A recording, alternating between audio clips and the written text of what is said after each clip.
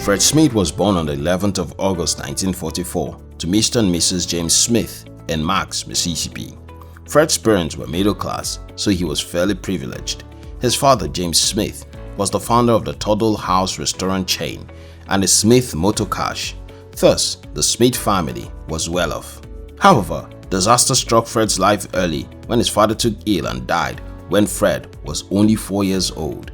His father's death took its toll on the family as they were left distraught and unable to run his father's businesses effectively.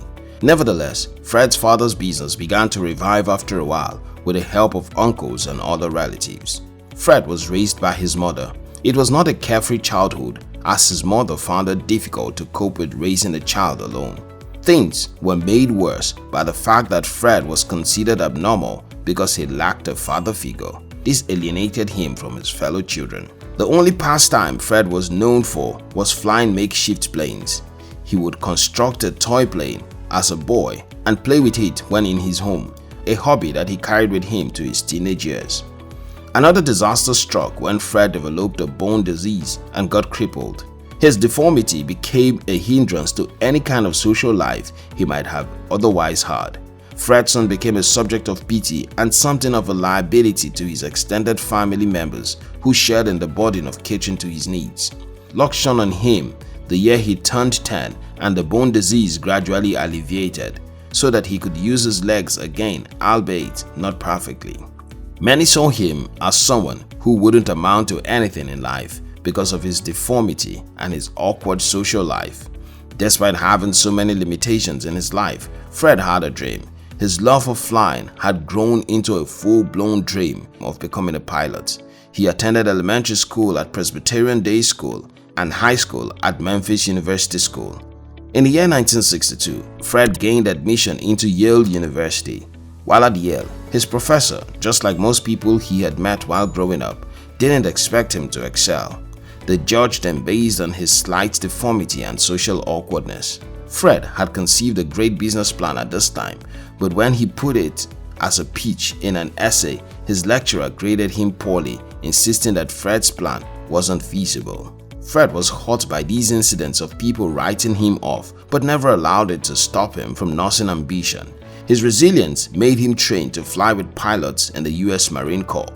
Following his stints in the U.S. Marine, Fred purchased the controlling interest in an aircraft maintenance company, Arc Aviation Sales. By 2013, he had raised $525 million with the company and expanded it into other companies.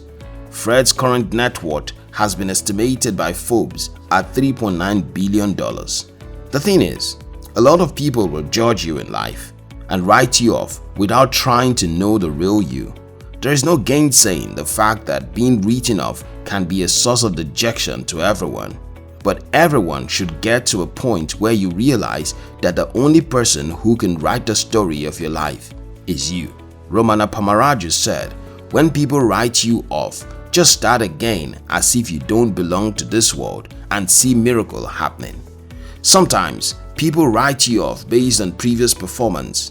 Sometimes you fail. Everyone around you begins to associate you with failure, but you owe it to yourself not to also write yourself off because others have done so. Richard Nixon said, "Being written off doesn't finish a man. He is finished only when he writes off himself."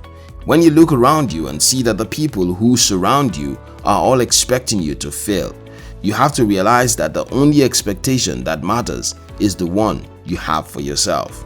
Abdul Kalam said, "Never let people project their personal fears on you. Stop letting them make you feel written off. You are not written off until you choose to accept that falsehood." Fred Smith's success is proof that no one can write you off when you have not decided to write yourself off.